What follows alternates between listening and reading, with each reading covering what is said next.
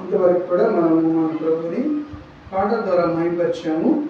ఇప్పుడు మన ప్రభుని మనం ఆరాధిస్తాం. ప్రభుని ఆరాధిస్తూ కొరకు కొన్ని పరిశుద్ధ గ్రంథం నుంచి కొన్ని ఆరాధన తలంపులు మనం చూస్తాం. ఈరోజు ప్రభుని ఆరాధిస్తూ కొరకు ఆరాధన తలంపుల్లో మరి రోమపత్రిక 8వ అధ్యాయము మొదటి వచనం చదువుకుందాం. రోమపత్రిక 8వ అధ్యాయము మొదటి వచనం అందరం కూడా కలిసి చదువుకుంటాం.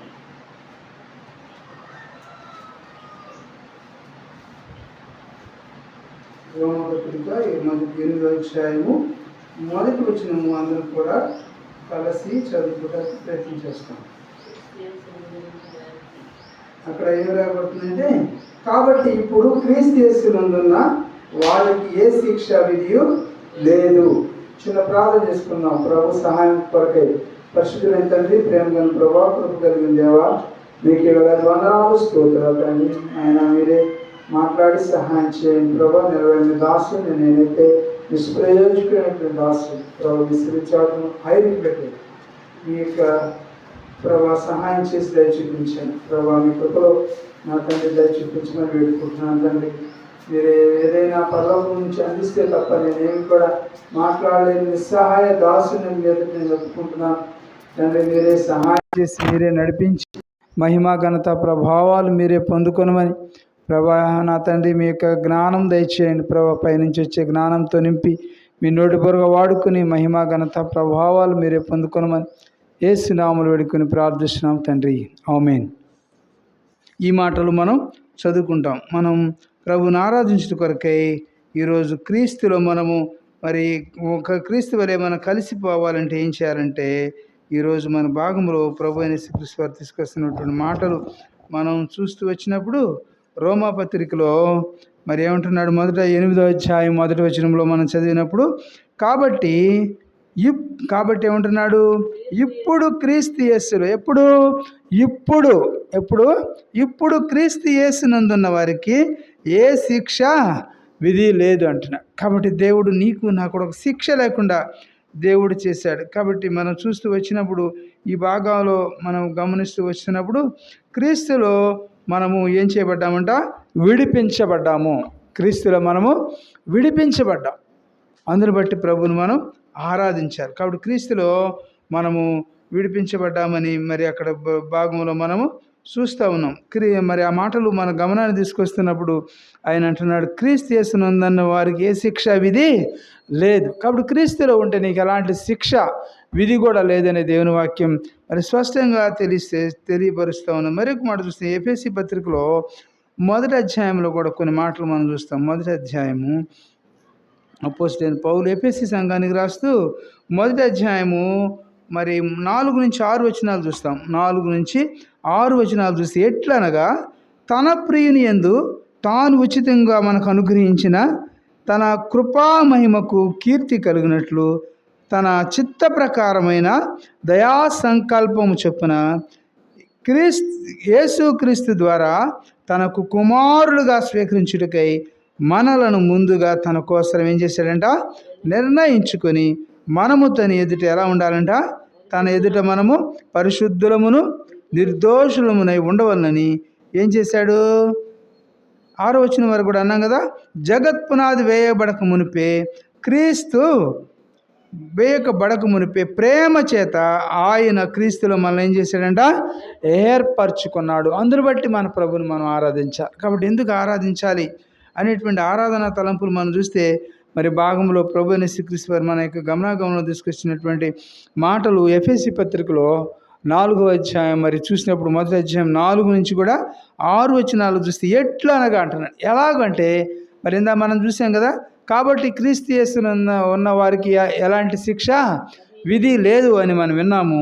అయితే ఇక్కడ అంటున్నాడు, ఎట్లనగా తన ప్రియుని యందు తాను ఉచితంగా మనకు అనుగ్రహించినటువంటి, కాబట్టి తన యొక్క ప్రియుని యందు మనకు తాను ఉచితముగా అనుగ్రహించిన తన కృపామహిమకు, ఎవరికంట, తన యొక్క కృపామహిమకు కీర్తి కలుగునట్లు తన చిత్త ప్రకారమైన దయా సంకల్పంలో, కాబట్టి తన యొక్క చిత్తములో నిన్ను నన్ను కూడా ఏర్పరచుకున్నాడు. ఎవరికీ లేనటువంటి ధన్యత, ఎవరికీ లేనటువంటి భాగ్యం దేవుడు నీకు నాకు మనందరికీ కూడా అనుగ్రహించాడు. అందుని బట్టి మన ప్రభువును మనం ఆరాధించాలి. తాను ఉచితముగా మనకు అనుగ్రహించిన తన కృపామహిమ. కాబట్టి మనము ఈ రక్షణ పొందడానికి ఏమి కూడా మనం ఎలాంటి వెల చెల్లించలేదు, ఎలాంటి డబ్బులు కూడా మనము ఖర్చు పెట్టాల కదా. ఉచితముగానే దేవుడు మనకు ఆ భాగ్యాన్ని అనుగ్రహించాడండి. అందుని బట్టి మన ప్రభువును మనం ఆరాధించాలి. కాబట్టి ఆయన అంటున్నాడు, తన యొక్క కృపామహిమకు ఏం కలగాలని ఆయన ఆశపడ్డాడు. తన కృపామహిమకు కీర్తి కలుగునట్లుగా, తన యొక్క కృపామహిమకు ఏం కలగాలని ఆయన ఆశపడ్డాడంటే, నా నుంచి ఆయనకు కీర్తి రావాలి. నేను కూడా ఆయన కీర్తించాలి, ఆయన స్తుతించాలి, ఆయన ఆరాధించాలి అనేటువంటిది ఆయన కోరుకున్నటువంటి వాడు ఉంటున్నాడు. అందుని బట్టే మన ప్రభువును మనం ఆరాధిస్తానికి ఆయన సన్నిధికి వచ్చాం. అందుకనే 11 వచనం చూడండి, 11, 12 వచనాలు కూడా చూస్తే ఇదే భాగంలో, మరియు క్రీస్తునందు, కాబట్టి క్రీస్తునందు ముందుగా నిరీక్షించిన మనము తన మహిమకు కీర్తి కలుగజేయవలనని దేవుడు తన చిత్త ప్రకారమైన, కాబట్టి తన చిత్త ప్రకారమైన సంకల్పమును బట్టి మనలను ముందుగా ఏం చేశాడంట, నిర్ణయించి ఆయన యందు స్వాస్యముగా ఏర్పరచెను. ఆయన తన చిత్తానుసారముగా చేసిన నిర్ణయం చొప్పున సమస్త కార్యములను జరిగించుచున్నాడు. కాబట్టి ఈ భాగంలో మనం చూస్తూ వస్తున్నప్పుడు మన ప్రభు మనకి ఏం చేశారు అని మనం చూస్తూ వచ్చినప్పుడు, ప్రభు తన యొక్క మరి కృపామహిమకు కీర్తి కలగాలని ఆయన ఏం చేశారు అనేటువంటి మాటను మనం చూస్తూ వచ్చినప్పుడు, 11 వచనంలో ఆయన ఏమంటాడు, క్రీస్తునందు ముందుగా ఏం చేశాడంట, మరి ఏం చేశాడు, ముందుగా నిరీక్షించిన మనము తన యొక్క మహిమకు కీర్తి కలుగు చేయవలని, తన యొక్క మహిమకు మనం ఏం చేయాలంట, కీర్తి కలుగు చేయవలని ఏం చేశాడంట దేవుడు తన చిత్త ప్రకారమైన సంకల్పమును బట్టి. కాబట్టి దేవుడు నీ ఎడల, నా ఎడల, మనందరి ఎడల కూడా దేవుడు ఒక సంకల్పం కలిగి ఉన్నాడు, ఒక ఉద్దేశం కలిగి ఉన్నటువంటి వాడు ఉన్నాడు. కాబట్టి మన ఎడల కూడా అలాగే మనం కూడా మన బిడ్డల ఎడల ఒక ఉద్దేశం కలిగి ఉంటాం, ఒక సంకల్పం కలిగి ఉంటాం కదా. మన యొక్క బిడ్డల ఎడల మనం కూడా వీరిని బాగా చదివించాలి, డాక్టర్ చేయాలి, లేక ఇంజనీరింగ్ చేయాలి కదా, వాడిని మంచి ప్రయోజకుడిని చేయాలి, లేక కలెక్టర్ చేయాలి అనేటువంటి ఆశ కలిగి ఉంటాం కదా. అటు విధంగానే ప్రభువు కూడా నన్ను కూడా ప్రేమించినటువంటి ప్రభు ఏం చేస్తూ ఉన్నారంటే, ఆయన చిత్త ప్రకారం, దేవుడు తన చిత్త ప్రకారమైన సంకల్పమును బట్టి, తన యొక్క చిత్త ప్రకారంలో, ఆయన సంకల్పంలో, ఆయన ఉద్దేశంలో నన్ను కూడా ఉంచుకొని బట్టే దేవుడు నన్ను కూడా రక్షించినాడు. కానీ ఇది మన యొక్క క్రియల మూలకంగా మనం ఎంత మాత్రం కూడా దీన్ని మనం సంపాదించుకోలేదు. కాబట్టి ప్రభు యేసుక్రీస్తు వారు ఆయన అంటున్నాడు, దేవుడు తన చిత్త ప్రకారమైన సంకల్పం బట్టి మనలను ఏం చేశాడంట, చదవండి, ముందుగా నిర్ణయించాడు. తన యొక్క సంకల్పాన్ని బట్టి నన్ను ఏం చేశాడంట, ముందుగానే నిర్ణయించుకున్నాడు. నన్ను కూడా తల్లి గర్భంలో రూపింపక మునిపే నేను పిండముగా ఉండగానే దేవుడు కన్నులు నన్ను కూడా చూసినని తన భాగంలో మన ప్రభు మాట్లాడుతూ ఉంటారు. కాబట్టి దేవుడు నీ ఎడల, నా ఎడల కూడా ఏం చేశాడు అని మనము చూస్తూ వచ్చినప్పుడు, తన యొక్క కృపామహిమకు కీర్తి కలగాలని తన చిత్త ప్రకారమైన దయా సంకల్పం చొప్పున యేసుక్రీస్తు ద్వారా తనకు కుమారులుగా సేకరించడానికి, యేసుక్రీస్తు ద్వారా దేవుడు నన్ను కూడా తనకు కుమారుడుగా, కుమార్తెగా నన్ను కూడా నియమించుట కొరకే దేవుడు తన సంకల్పము బట్టి మనను ఏం చేస్తూ వచ్చారంట, ముందుగా నిర్ణయించాడు. అంత భాగ్యం కదా. ముందుగా నిర్ణయిస్తాం. మనం కూడా ఏదైనా ప్రయాణం చేయాలనుకో, ముందుగానే ఏం చేస్తాం, మనము రిజర్వేషన్ చేయించుకుంటాం కదా, ట్రైన్కి కానీ, బస్సుకి కానీ, లేక మరి ఫ్లైట్కి వెళ్ళాలన్నా కూడా రిజర్వేషన్ చేయించుకుంటాం. అలాగే ప్రభువు కూడా నీ ఎడల, నా ఎడల కూడా తన యొక్క సంకల్పం బట్టి మనం ఏం చేస్తూ వచ్చారంట, ముందుగా ఏం చేశాడంట, నిర్ణయం చేశాడు. కాబట్టి నా కుమారుడు నాకు కావాలి, నా యొక్క బిడ్డ నాకు కావాలి అని ప్రభు యేసుక్రీస్తు వారు నీ ఎడల, నా ఎడల కూడా మరి చదువుతాము. మరి ఆ భాగంలో ప్రభువును ఆయన యందు స్వాస్యముగా ఏర్పరిచెను. ఆయన యందు నన్ను కూడా ఏం చేశాడంట, స్వాస్యముగా ఆయనకు కుమారుడుగా, స్వాస్యమనగా కుమారుడుగా నన్ను కూడా అనుగ్రహించినటువంటి దేవుడు ఉంటున్నాడు. స్వాస్యముగా ఏర్పరచును అని రాయబడుతుంది. దేవుడు ఏం చేశాడంట? ఆయనకు కుమారుడుగా నిన్ను నన్ను కూడా ఏర్పరచుకున్నాడు, నియమించుకున్నాడు, ప్రతిష్ఠించుకున్నాడు. అందును బట్టి మన ప్రభువును మనం హృదయమార కూడా ఆరాధించి మన ప్రభువును మనం ఘనపరచ బద్దులు వింటున్నాం. అంతేనా? చూస్తే కింద భాగంలో ఏం చదువుతాము? ఆయన తన చిత్తానుసారముగా చేసిన నిర్ణయం చొప్పున సమస్త కార్యములను కూడా ఏం చేస్తున్నాడంట? జరిగిస్తూ ఉన్నాడు. తన యొక్క చిత్తానుసారంగా నీడల నాయడ కూడా ఆయన తన యొక్క కార్యములన్నీ కూడా ఏం చేస్తున్నాడంట? సమస్త కార్యములు. ఏ కార్యములంట? సమస్త కార్యములు. ఒక కార్యమని కాదు, రెండు కార్యాలని కాదు, కానీ సమస్త కార్యాలు నీ ఎడల ఆయన జరిగిస్తున్నటువంటి దేవుడు ఉంటున్నాడు. అందుని బట్టి మన ప్రభువును మనం ఆరాధిస్తాం. 13 వచనం కూడా 14 వచనం చదువుతాము. దేవుని మహిమకు కీర్తి కలుగుటకై ఆయన సంపాదించుకున్న ప్రజలకు విమోచనము కలుగు నిమిత్తము ఈ ఆత్మ మన స్వాస్యమునకు సంచకరువుగా ఉన్నాడు. ప్రభువు అయిన యేసుక్రీస్తు వారు నీకు నాకు కూడా సంచకరువుగా ఉన్నటువంటి దేవుడు ఉంటున్నాడు. అందుని బట్టి మన ప్రభువును మనం ఆరాధించాలి. దేవుని యొక్క మహిమకు కీర్తి కలుగుటకై ఆయన సంపాదించుకున్న ప్రజలుగా దేవుడు నిన్ను నన్ను కూడా సంపాదించుకున్నాడు. మనం ఏమంటాం? నేను వీళ్ళు సంపాదించుకున్నాను, నేను ఇది కొనుక్కున్నాను కదా అంటాం కదా. నేను ఇల్లు సంపాదించుకున్నాను, నేను ఈ యొక్క ఉద్యోగం సంపాదించుకున్నాను, లేక నేను ఈ పొలం కొనుక్కున్నాను కదా మనం అంటూ ఉంటాం. అలాగే ప్రభు అయిన యేసుక్రీస్తు వారు కూడా నిన్ను నన్ను కూడా ఆయన సంపాదించుకున్న ప్రజలకు ఏం చేశాడంట?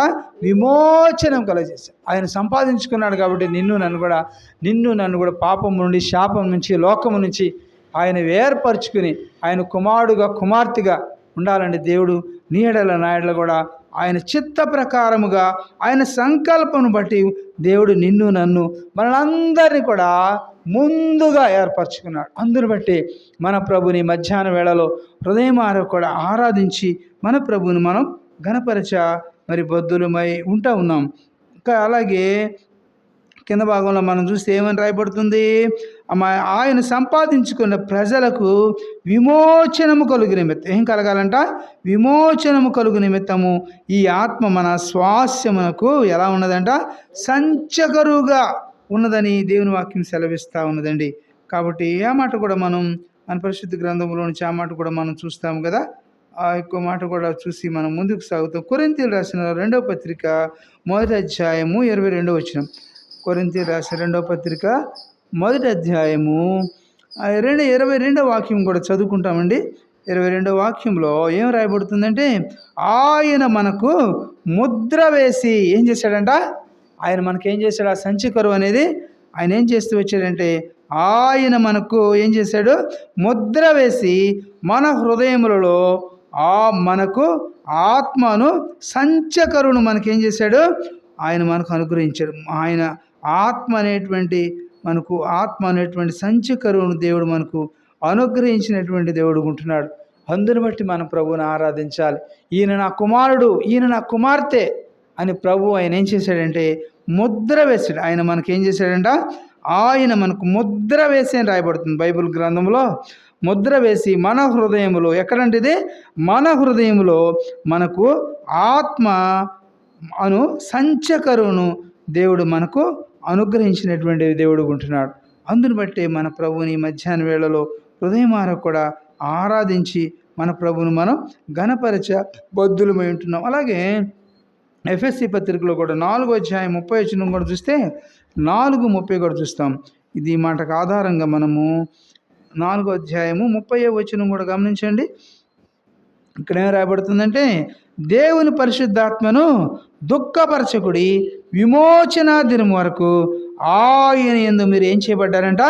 మీరు ముద్రించబడ్డారు. కాబట్టి దేవుడు నిన్ను నన్ను కూడా ముద్ర వేశాడండి. మన సామాన్యమైనటువంటి మనుషులం కాదు. మొన్న ఒక సభకు వెళ్ళినప్పుడు సేవకుల సభలో చెప్పారు, మనము దేవుని ప్రజలము. కాబట్టి దేవుడు విమోచించిన ప్రజలను, దేవుడు ముద్ర వేసినటువంటి ప్రజలం. అందుకే ఆయన అంటున్నాడు, దేవుని పరిశుద్ధాత్మను ఏం చేయాలంట? దుఃఖపరచమాకండి. పరిశుద్ధాత్మను మీరు దుఃఖపరచకుడి, విమోచనా దినం వరకు కూడా, దేవుడు వచ్చే వరకు కూడా, విమోచనా దినం వరకు కూడా ఆయన యందు మనం ఎలా ఉన్నామంట? ముద్ర వేయబడినటువంటి వారం. మనము ముద్ర వేయబడినటువంటి వారిగా దేవుడు దేవుని కొరకే నిన్ను నన్ను కూడా ఆయన సంపాదించి విలువ పెట్టి మరి సంపాదించిన సంపాద్యముగా దేవుడు నిన్ను నన్ను కూడా ఈ లోకంలో ఏర్పరచుకుని నియమించుకున్నాడండి. అందును బట్టి మన ప్రభుని మధ్యాహ్నం వేళలో హృదయమార కూడా ఆరాధించి మన ప్రభువును మనం ఘనపరచబద్దులమై ఉంటున్నాం. అంతేనా అని చూస్తే ఫిలిప్పీ పత్రికలో కూడా దేవుడు ఆయనలో కలిసిపోవడం కొరకే మన మాట కూడా చూస్తాం. ఫిలిప్పీ పత్రిక 4:19 కూడా మరి క్రీస్తులో మన అవసరాలన్నీ కూడా తీర్చినటువంటి దేవుడు ఉంటున్నాడు. ఫిలిప్పీ 4:19 మనకు తెలిసినటువంటి మాట. కాబట్టి 4:19 ఏమంటాడు? కాగా అక్కడ చదివినప్పుడు కాగా దేవుడు తన ఐశ్వర్యము చొప్పున క్రీస్తు యేసునందు మహిమలో మీ ప్రతి అవసరాన్ని కూడా ఏం చేస్తాడంట? తీర్చును అని రాయబడుతుంది. ప్రతి అవసరాన్ని కూడా మన దేవుడు ఏం చేస్తాడంట? తీర్చేటువంటి దేవుడు. మన దేవుడు నీ అవసరాలు ఆయన తీర్చేటువంటి దేవుడు, తీరకుండా ఉండేవాడు కాదు. ప్రభు అయిన యేసుక్రీస్తు కాగా అని రాయబడుతుంది. కాగా దేవుడు తన ఐశ్వర్యము చొప్పున దేవుడు ఏం చేస్తాడంటే మన యొక్క ప్రతి అవసరాలన్నీ కూడా ఆయన ఏర్పరచుకున్నటువంటి బిడ్డలు అవసరాలన్నీ కూడా ఆయన తీర్చేటువంటి దేవుడు. అందుకే రోమపత్రిక 2:4 చూస్తే రోమపత్రిక 2:4 కూడా మనం గమనిస్తే అక్కడ మనకు ఒక మాట కనిపిస్తుంది. 2:4 కూడా చదివి సహాయం చేయండి వేగంగా. 2వ రోమపత్రిక 2:4 ఏం రాయబడుతుందంటే మరి అక్కడ దేవుని అనుగ్రహము మారు మనసు పొందుటకు నిన్ను ప్రేరేపించున్నదని ఎరుగక ఆయన అనుగ్రహ ఐశ్వర్యమును సహనమును దీర్ఘశాంతమును తృణీకరించుదువా అని ప్రభు అయిన యేసుక్రీస్తు వారు ఆయన మధ్యాహ్న కాల సమయంలో ఆయన ప్రశ్నిస్తున్నటువంటి వారుగా ఉన్నారు. కాబట్టి కాగా దేవుని అనుగ్రహము మరి ఏం చేస్తా ఉన్నదంట? మారు మనసు పొందుటకు నేను ఏం చేస్తుందంట? ప్రేరేపించుచున్నదని నువ్వు ఎరగటలేదేమో. దేవుడు నన్ను ఇంకా మారు మనసు పొందు అంటున్నాడు. ఇకను మీరు ఇంతవరకు కూడా చేసింది చాలు, లోకంలో చూసింది చాలు, తిరిగింది చాలు కదా, తాగింది చాలు. కాబట్టి ప్రభు యేసుక్రీస్తు వారు అంటున్నాడు దేవుని అనుగ్రహము మారు మనసు పొందుటకు నేను ఏం చేస్తా ఉన్నదంట? ప్రేరేపించుచున్నదని ఎరుగట్ల అనేకులు ఎరగకుండా అదేవిధంగా మనుషులు లోకంలో కొట్టుకుపోతా ఉన్నారు. ఇదే లోకం, మీరు ఇదే శాశ్వతం అనుకుంటున్నారు, కానీ ఈ లోకం అశాశ్వతమైనది. ఈ లోకం ఒకనాడు విడిచిపెట్టవలసింది అనేటువంటిది మనుషులు మరి వారు ఎవరైనా సరే కూడా వారు గుర్తెరగలేకున్నటువంటి వారుగా ఉంటా ఉన్నారు. కాబట్టి దేవుడైతే తన యొక్క మరి హృదయం దేవుడు అంటున్నాడు తన యొక్క అనుగ్రహము మారు మనసు పొందుటకు నేనేం చేస్తున్నదంట? ప్రేరేపించున్నదని ఎరుగక ఆయన అనుగ్రహ ఐశ్వర్యమును, ఆయన యొక్క రెండవది ఆయనకు సహనమును, మూడవది ఆయన దీర్ఘశాంతమును ఏం చేస్తా ఉన్నారంటే ఈనాడు మనుషులు తృణీకరిస్తూ ఉన్నారు. ఏముందలే దేవుడు అంటే, వాళ్ళకి ఏదో పని లేక చేసుకుంటారు అనుకున్నారు, కానీ ఎంత మాత్రం కానే కాదు. దేవుని నమ్ముకున్నటువంటి బిడ్డల కుటుంబాలు ఎంతో ఆశీర్వదించబడ్డాయి, ఎంతోమంది దీవించబడ్డారు. దేవుని నమ్ముకోకుండా ఇంతేలే అని అనుకునేటువంటి వారు లోకములో అనేకులు మరి గాలికి కొట్టుకుపోయినట్టుగా అనేకులు మనం చూస్తూ ఉన్నాం. మన దైవ సేవకుల సభలో కూడా అనేకుల్ని మరి మా దృష్టి తీసుకొచ్చారు. కాబట్టి నా జీవితంలో మరి దేవుడి యొక్క అనుగ్రహము ఐశ్వర్యము నిన్ను మారు మనసు పొందుతుంది. మనసు మార్చుకో, కులం మార్చుకోవసరం లేదు, వస్త్రాలు మార్చుకోవసరం లేదు, పేరు మార్చుకోవసరం లేదు, కానీ ప్రియ సహోదర సహోదరి హృదయాన్ని మార్చుకో. నీ యొక్క హృదయాన్ని మార్చుకుని దేవుని సన్నిధికి తిరుగు అని దేవుడు నిన్ను నన్ను కూడా కోరుకుంటున్నాడు. కాబట్టి దేవుని యొక్క అనుగ్రహము మారు మనసు పొందుటకు నిన్ను ప్రేరేపించుతున్నదని ఎరగట్ల. మనుషులు ప్రేరేపించుతున్నదని వారు ఎంత మాత్రం కూడా తలంచుకోకుండా ఆయన యొక్క అనుగ్రహ ఐశ్వర్యమును సహనమును ఆయన యొక్క సహనాన్ని ఆయన పరిశీలిస్తూ ఉన్నారు, పరీక్షిస్తున్నారు. మరి చూసినప్పుడు దీర్ఘశాంతాన్ని కూడా తృణీకరించేటువంటి వారు కూడా దేవుని యొక్క దీర్ఘశాంతాన్ని అనేకులు మరి తృణీకరిస్తున్నారు. ఏముందలే అన్నట్టుగా తేలికగా తీసుకుంటున్నారు. ఎంతో మరి ఎలా ఉన్నారండి? ఎంతో తేలికైనటువంటి స్వభావంతో మరి తృణీకరిస్తున్నారు. దేవుడు ఏముందలే అని పక్కన పెట్టేటువంటి వారు ఈ లోకంలో ఎంతోమంది ఉన్నారు. కానీ ఓ మాట ఉన్నది, మరి ఆ గ్రంథం యాకోబు పత్రికలో 4:8 దేవుని యొద్దకు రండి అప్పుడు ఆయన మీ యొద్దకు వచ్చునని ఉంది. కాబట్టి దేవుని యొద్దకు వస్తే దేవుడు నీ యొద్దకు వస్తాడు, నీ యొక్క అవసరాలన్నీ కూడా తీరుస్తాడు. అందుకని ఫిలిప్పీ పత్రిక 4:19 ఏమంటున్నాడు భక్తుడు? కాగా దేవుడు తన ఐశ్వర్యం చొప్పున క్రీస్తు యేసునందు మహిమలో, ఆయన యొక్క మహిమలో మీ ప్రతి అవసరాన్ని కూడా దేవుడు తీరుస్తాడు. మనుషులు తీర్చలేరు. మనుషులు తీర్చకపోవచ్చు. మనుషులు హామీలు ఇస్తారు, నెరవేర్చలేరు. ఈరోజు చేస్తాను, రేపు చేస్తాను అంటారు, కానీ నీకు ఏది కూడా నీ చేతికి అందదు. అయితే దేవుణ్ణి నమ్ముకో. అందుకనే దేవుడు నీకు సహాయం చేసేటువంటి వాడు. అందుకనే దేవుడు అంటున్నాడు, కాగా దేవుడు అంటున్నాడు, కాగా తన యొక్క క్రీస్తు యేసు, కాగా దేవుడు తన ఐశ్వర్యం చొప్పున. మనం ఆరాధించే దేవుడు ఐశ్వర్యవంతుడు, ఎంతో గొప్ప దేవుడు. ఆయన క్రీస్తు యేసు యొక్క ఐశ్వర్యం చొప్పున క్రీస్తు యేసునందు మహిమలో, ఆయన యొక్క మహిమలో మీ ప్రతి అవసరాన్ని కూడా ఏం చేస్తాడంటే ఆయన తీరుస్తాడు. మనుషులు తీర్చలేరు. మరి మనం నమ్ముకున్నటువంటి వారు, మనం ఆధారపడేటువంటి వారు మన అవసరాలు తీర్చలేరేమో, కానీ దేవుడిని నమ్ముకో. దేవుడు నీ అవసరాలన్నీ కూడా తప్పగా తీరుస్తాడు. మీ ప్రతి అవసరాన్ని కూడా తీర్చునని దేవుని వాక్యం ఈ మధ్యాహ్న కాల సమయంలో మరి సెలవిస్తూ ఉన్నదండి. కీర్తన గ్రంథంలో చూస్తాం కదా. కీర్తన గ్రంథంలో దావీదు రాస్తే 23వ సంకీర్తన 23వ సంకీర్తనలో మొదటి వచనంలో ఉన్నది. ఆ మాట అందరికి కూడా తెలుసు కదా. మొదటి అధ్యాయము 23 మొదటి వచనంలో ఏమున్నది? యెహోవా నా కాపరి. కాబట్టి యెహోవా నా కాపరి అంటున్నాడు. 23 వచ్చిన మొదటి వచ్చిన యెహోవా నా కాపరి, నాకు లేమి కలుగదు అంటున్నాడు. కాబట్టి యెహోవా మనకి కాపరిగా ఉన్నప్పుడు ఎంత మాత్రం కూడా మన కరువు రాదు, మనకి దరిద్రం రాదు, దారిద్ర్యం రాదు, అప్పులు అసలే ఉండవు కదా. యేసుక్రీస్తు నమ్ముకోకపోతే అన్నీ అప్పులే. ఎక్కడికి వెళ్ళినా కూడా ఏది కొన్నా అప్పే. కాబట్టి నమ్ముకోలేకపోయినా కూడా అప్పుగానే ఉంటారు. కాబట్టి యేసుక్రీస్తుని నమ్ముకుంటే నీ అప్పులన్నీ కూడా దేవుడు తీర్చేటువంటి వాడు ప్రభు అయిన యేసుక్రీస్తు వారు. నిన్ను తలగా ఉంచుతాడు, కానీ తోక ఎంత మాత్రం కూడా ఉంచాడు. అందుకని ప్రభు అంటున్నాడు, యెహోవా, దావీదు అంటున్నాడు ఈ మాటలు మా ఈ మధ్యాహ్న కాల సమయంలో, యెహోవా నా కాపరి, కాపరి నాకు లేమి కలగదు. లేమి అనగా దరిద్రము, దారిద్ర్యము కదా, ఏమీ కూడా రాదు. కాబట్టి యెహోవా మన కాపరిగా ఉండాలి. కాబట్టి ఆయన అంటున్నాడు, పచ్చిక గల చోట్లను, కాబట్టి పచ్చిక గల చోట్ల ఆయన నన్ను పరుండ చేయుచున్నాడు, శాంతికరమైన జలముల యొద్ద నన్ను నడిపించుచున్నాడు. మన దేవుడు శాంతికరమైనటువంటి జలముల యొద్దకు నిన్ను నన్ను కూడా నడిపిస్తాడు. గలిబిలిగా ఉండేటువంటి స్థలాలకి నేను నడిపించడు కదా. గలిబిలిగా పోట్లాడుకునే స్థలాల్లో, తగులు ఆడుకునే స్థలాల్లో కదా, వాదనలు ఆడుకునే స్థలాల్లో, ఉండకూడని స్థలాలకు ఆయన నడిపించడు. ఆయన శాంతికరమైనటువంటి, ఆయన ఏం చేస్తాడంటే శాంతికరమైన, ఆయన రాయబడుతున్నటువంటి మాటలు, శాంతికరమైన జలముల యొద్దకు నిన్ను నడిపించుచున్నాడు. శాంతికరమైనటువంటి జలములు. ఆయన నా ప్రాణమునికి ఏం చేస్తున్నాడు? ఆయన నా ప్రాణమునకు, దావీదు అంటున్నాడు ఈ మాటలు నావి కాదు, దేవుడే చెప్తున్నటువంటి మాటలు. ఆయన నా ప్రాణమునకు సేద తీర్చుచున్నాడు, తన యొక్క నామమును బట్టి నీతి మార్గములో నన్ను ఏం చేస్తున్నాడంట? నడిపిస్తున్నాడయ్యా. నన్ను నడిపించే దేవుడు. అందుని బట్టి నా ప్రభు నేను ఆరాధిస్తాను. నా దేవుడు నా ప్రాణమునకు ఆయన సేద తీరుస్తున్నాడు. మనుషులు సేద తీర్చలేరు, మాటల ద్వారా సేద తీరవు కదా, అవసరాలు తీరవు. కాబట్టి దేవుడే నా ప్రాణమును సేద తీర్చేవాడు. ఆయనే తన యొక్క వాక్యముతో నిన్ను నన్ను బలపరిచేటువంటి వాడు. దుఃఖములో ఉన్నటువంటి వారిని ఆదరించేవాడు కదా.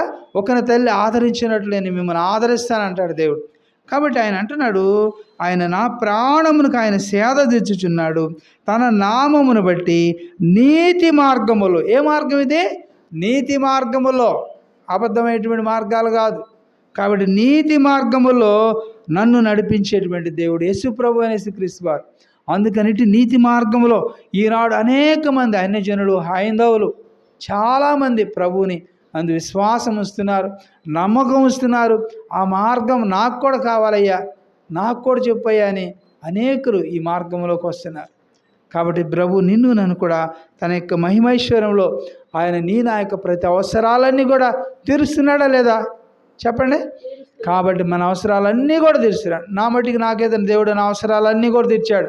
నేను ప్రార్థన చేసుకుంటే ప్రభువా నాకు ఇది కావాలి ప్రభువా అని ప్రభువుని అడిగినప్పుడు దేవుడు ఆయన తన యొక్క మహిమైశ్వర్యం నుంచి నా ప్రతి అవసరాన్ని కూడా ఆయన తీర్చినటువంటి దేవుడుకున్నాడు. అందుని బట్టి నా ప్రభువు నేను గణపరుస్తా.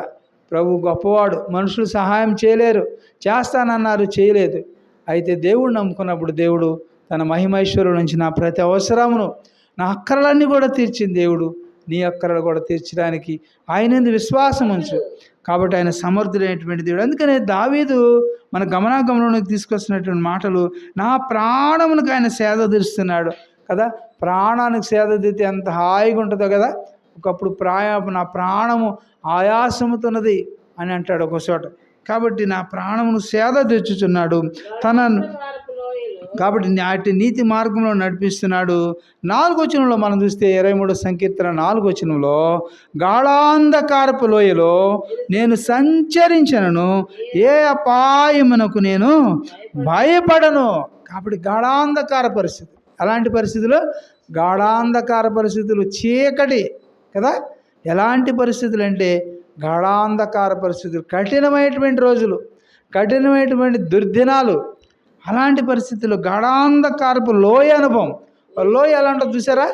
లోయలో పడ్డామంటే కిందకి మళ్ళీ పైకి రాము కదా. లోయ ఎంత లోతుగా ఉంటుందో.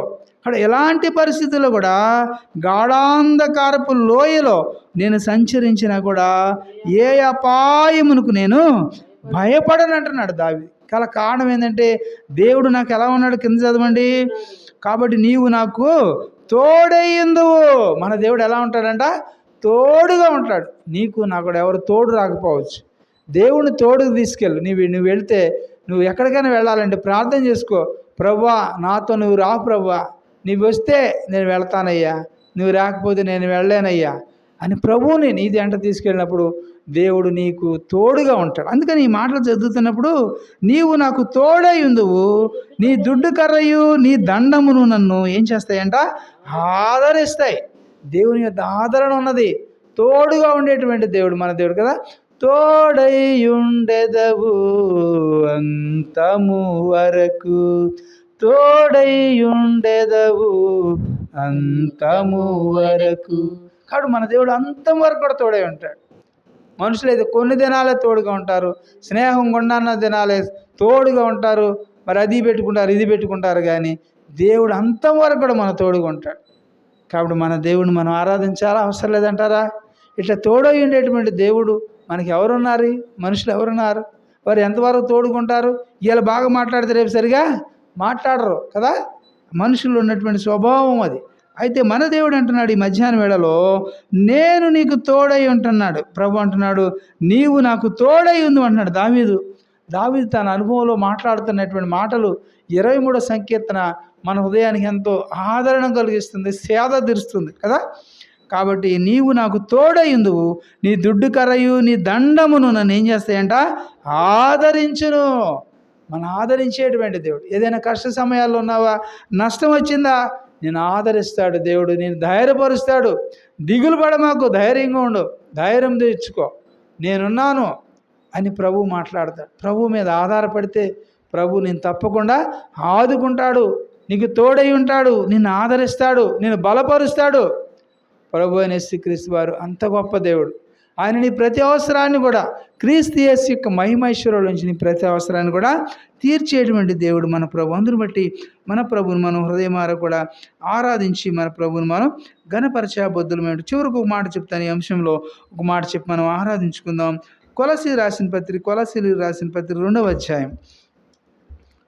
అపోస్తలుడైన పౌలు గారు కొలసీ సంఘానికి రాస్తూ ఈ పత్రికలో కూడా వారు చెప్తున్నటువంటి కొన్ని మాటలు మనం తీసుకుంటాం. పరిశుద్ధ గ్రంథంలో నుంచి కొన్ని మాటలు మనం చదువుకుంటాం. కొలసీ 2 మరియు అధ్యాయము 9, 10 వచనాలు చదువుకుంటాం. 2వ అధ్యాయము కొలసీలు రాసిన పత్రిక 2వ అధ్యాయము చదవండి 9, 10 వచనాలు. కాబట్టి ఇక్కడ అంటున్నాడు 9, 10 వచనాలు,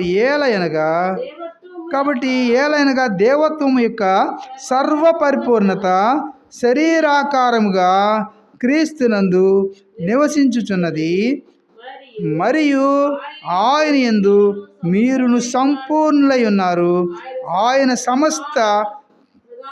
సమస్త ప్రధానులకును అధికారులకును శిరస్సై ఉన్నాడు. చూసారా మన ప్రభు ఎలాంటి గొప్ప దేవుడు అంటే, సమస్త ప్రధానులకును రాయబడుతుంది. ఎవరిని రాయబడుతుంది? సమస్త ప్రధానులకును. రెండవది అధికారులకును ఎలా ఉన్నాడంట? శిరస్సు అయి ఉన్నాడు. శిరస్సు అనగా, శిరస్సు పెరికి ఎక్కడ ఉంటుంది? దేహంలో పైన ఉంటుంది, తలకి తల పైన, మనకి మెడ భాగం పైన ఉండేది కాబట్టి శిరస్సు. కాబట్టి శిరస్సుగా ఉన్నటువంటి ప్రభువును మనం ఆరాధిస్తున్నాం. కాబట్టి ఇక్కడ అంటున్నాడు ఈ భాగంలో, క్రీస్తులో మనము ఎలా ఉండాలంట? సర్వసంపూర్ణము చేయబడినటువంటి వారిగా దేవుడు నన్ను కూడా చేసినాడండి. అందుని బట్టి మన ప్రభుని మధ్యాహ్నం వేళలో హృదయమార కూడా ఆరాధించాలి. ఎందుకంటే ఏలైనగా దేవత్వము యొక్క సర్వసంపూర్ణత ఎలాంటిదంట? దేవత్వము యొక్క సర్వసంపూర్ణతలోనికి దేవుడు నిన్ను నన్ను నడిపించాడు. ఎంత గొప్ప దేవుడు కదా! కాబట్టి అందుని బట్టి మన ప్రభువుని ఆరాధించాలి. ఆయన యందు విశ్వాసం ఉంచండి. ఆయన విశ్వాసం ఉంచి ఆయన యందు నమ్మకం ఉంచండి. దేవుడు తప్పకుండా మీకు కూడా అలాగే సహాయం చేసేటువంటి వాడు ఉంటాడు. ఆయన అంటున్నాడు, ఆయన మాటలు చదువుతున్నప్పుడు మనకు ఆయన మీనా భాగములో ఆయన చెప్తున్నటువంటి మాటలు సర్వ సంపూర్ణతను దేవుడు మనకి ఏం చేస్తాడంట? అనుగ్రహించేటువంటి దేవుడు. శరీరాకారంగా క్రీస్తునందు నివసించుచున్నది. ఆ యొక్క అది ఎలాగో ప్రభు అనే క్రీస్తు వారి లోకంలోకి వచ్చారని చూస్తే శరీరాకారంగా క్రీస్తునందు మనకు నివసించుచున్నదని దేవుని వాక్యము సెలవిస్తాను. మరి ఒక మాట మీకు జ్ఞాపకం చేస్తాను. 1వ అధ్యాయము 19-20 వచనాలు కూడా చదువుదాం. కొలస్సీ పత్రిక 1వ అధ్యాయము 19-20 వచనాల్లో మనకు చక్కగా మరి అక్కడ రాయబడుతుంది. ఆయనందు ఏమున్నదని చూస్తే ఆయనందు సర్వ సంపూర్ణత నివసింపవలననియు ఆయన శిలువ రక్తము చేత సంధి చేసి ఆయన ద్వారా సమస్తమును, అవి భూలోకమందున్నవైనను పరలోకమందున్నవైనను వాటన్నింటినీ ఆయన ద్వారా తనతో సమాధానపరుచుకునవలనని తండ్రికి అభీష్టమైందంట. చూసారా దేవుని యొక్క కోరిక ఎంతగా ఉన్నదంటే, ఎంత బలమైనటువంటి కోరిక కలిగి ఉన్నాడు. నీ ఎడల నా ఎడల కూడా చూస్తే ఆయనకు సర్వ సంపూర్ణత ఏ విధంగా ఉన్నదని మరి కొలస్సీ భక్తుడు కొలస్సీ సంఘానికి రాస్తూ అపోస్తలుడైన పౌలు ఈ మాటలు మన గమనాలు తీసుకో. ఆయన అన్నది ఏమున్నదంటే ఆయనలో సర్వ సంపూర్ణత ఉన్నది. మరి ఎవరిలో కూడా సంపూర్ణత కలిగినటువంటి వారి లోకంలో ఎవరు లేరని మనుషులు. కాబట్టి ఆయన మాత్రమే సర్వ సంపూర్ణత కలిగినటువంటి దేవుడు. అందును బట్టి మన ప్రభువుని మనం ఆరాధించాలి. ఆయన నీలో నాలో కూడా ఆయన యొక్క సర్వ సంపూర్ణత నివసింపవలనని ఆయన ఏం చేశాడు? ఆయన శిలువ రక్తము చేత నిన్ను నన్ను కూడా ఏం చేశాడు? సంధి చేసి ఆయన ద్వారా ఏం చేశాడు? సమస్తము కూడా ఆయన ద్వారా ఏం చేశారు ప్రభు? సమస్తమును, అంటే అవి భూలోకమందున్నవైనను పరలోకమందున్నవైనను వాటినన్నింటిని కూడా ఆయన ద్వారా తనతో ఏం చేశాడంట? సమాధానపరుచుకోవాలని ప్రభు యొక్క అభిష్టమైంది, ఆయన యొక్క కోరిక అయింది. ఎంత గొప్ప దేవుడు చూసారా! నీ ఎడల నా ఎడల కూడా ఎంత ప్రేమ కలిగి ఉన్నాడు, ఎంత జాలి కలిగి ఉన్నాడు, ఎంత దయ కలిగి ఉన్నాడు, ఎంత సంకల్పం కలిగి ఉన్నాడు. ఒకసారి ఆలోచించారా? దేవుడు లేకుండా నీవు నేను ఈ లోకంలో ఏమి కూడా తీసుకోలేం. దేవుడు ఉంటే సర్వము కూడా, దేవుడు నీకు నాకు కూడా సర్వ సంపూర్ణతను సర్వమును కూడా అనుగ్రహించేవాడు ప్రభు అయిన యేసుక్రీస్తు వారు. ఆయన నమ్ముకుంటే చాలు, దేవుడే నీకు నాకు కూడా సహాయకుడిగా ఉంటాడు. మనుషులు ఈరోజు సహాయం చేస్తానంటారు, రేపు సహాయంగా ఉండరు. వారు ఇంకొకరితో సహాయంగా ఉండేటువంటి వారు ఉంటారు. ఈరోజు నీకు మాట ఇస్తారు, ఆ మాటను తప్పి ఇంకొకరికి ఆ మాటకి అడ్డం పడేటువంటి వారు ఉంటారు ఈనాడు మానవులైతే. అయితే ప్రభు అయిన యేసుక్రీస్తు వారు నీ నా జీవితంలో ఆయన నిన్ను నన్ను కూడా ఆ యొక్క సర్వ సంపూర్ణతలోనికి తీసుకొచ్చినటువంటి ప్రభువుని హృదయమాన కూడా ఆరాధించి మన ప్రభువును మనం గణపరచ మరి బద్దులమై ఉంటున్నాం. మరొక మాట కూడా మనం చూసి ఈ మాటలు మనం ముగించుకుందాం. కాబట్టి ప్రభు అయిన యేసుక్రీస్తు వారు ఆయన నిన్ను నన్ను కూడా ఏం చేస్తూ వచ్చారని చూస్తే ఆయన శిలువ రక్తం చేత ఏం చేశాడంట? సంధి చేసి ఆయన ద్వారా, ఆయన అనగా ప్రభు అయిన యేసుక్రీస్తు ద్వారా. 2 కొరింథీ పత్రిక చూడండి 5:18 చూస్తే 2 కొరింథీ పత్రిక 5:18 మనం చక్కగా మాటలు ఆధారం చేసుకుని మాత్రమే మనం ఆరాధించాలి. కాబట్టి 5:18 ఏం రాయబడుతుంది అక్కడ? కాబట్టి సమస్తమును దేవుని వలనైనవి, ఆయన మనలను క్రీస్తు ద్వారా తనతో సమాధానపరుచుకొని ఆ సమాధాన విషయమైన పరిచర్యను మాకు అనుగ్రహించును అని రాయబడుతుంది. కాబట్టి ఆ యొక్క పరిచర్యను దేవుడు నీకు నాకు కూడా అనుగ్రహించాడు. అనేకులకు పరిచర్యను మనం చేయాలి, అనేకులకు దేవుని యొక్క స్వార్థను మనం పంచిపెట్టాలి. శనివారమే ఉంటున్నాం. కాబట్టి ప్రభు అయిన యేసుక్రీస్తు వారు నిన్ను నన్ను కూడా ఏ విధంగా నడిపిస్తూ వచ్చారంటే, ఆయన సమస్త ప్రధానులకు అధికారులకు కూడా ఆయన ఎలా ఉన్నాడంట? శిరస్సు అయి ఉన్నటువంటి వాడు. శిరస్సు అనగా ఆయన తలభాగం. నీకు నాకు నిన్ను నన్ను కూడా తలగా ఉన్నటువంటి వారు ప్రభు అయిన యేసుక్రీస్తు వారే. అందును బట్టి మన ప్రభుని మధ్యాహ్న వేళలో హృదయమార కూడా కొంత సమయం ఆరాధించి మన ప్రభుని మనం ఘనపరచుదాం.